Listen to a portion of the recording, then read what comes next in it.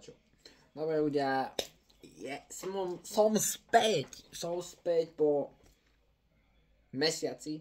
Mesiac bez videa, no aké to muselo byť, no úžasné, perfektné. Ľudia, je to tu. 4 roky na YouTube. 4 roky už tento channel existuje, 4 roky funguje. 350 odobrateľov za 4 roky. Možno keď bude 8 rokov, bude 700. Postupujeme.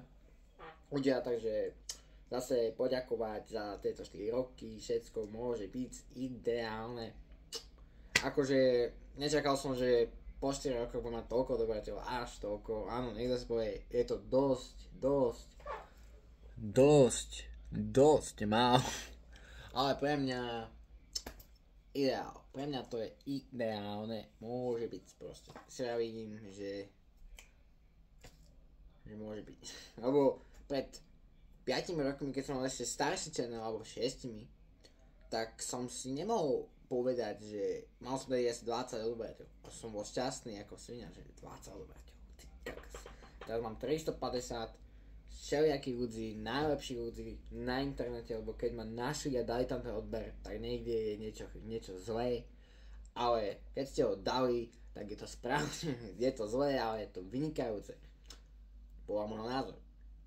Áno ľudia, keby ste sa pýtali prečo nevychádzajú videá, prečo není toľko tých videí, nie sú nápady, zase, robím autoškolu, to je ďalšia vec, tomu sa možno tiež raz vyjadrím.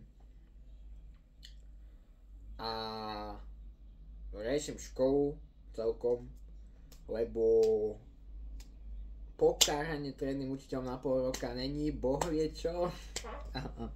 A tak, chápete? Problémy prichádzajú a odchádzajú. Niektoré zostávajú. Žiaľ. Takže snažím sa nejak ten život usporiadať, keď mi to tak niekedy nejde, niekedy ide. Povieme si na rovinu, nie každému to ide dobre. Počkajte. To je strašné. Tak strašné, že mi to je jedno. Dobre, takže to je všetko.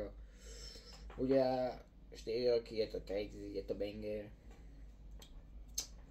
Ďakujem, že ste tu, ak ste to dopozerali sem, tak nestane sa, proste nestalo sa toto. A dajte odber, like, samozrejme, komentujte, lajkujte, všetko možné. Hlavne čo dajte, už dajte,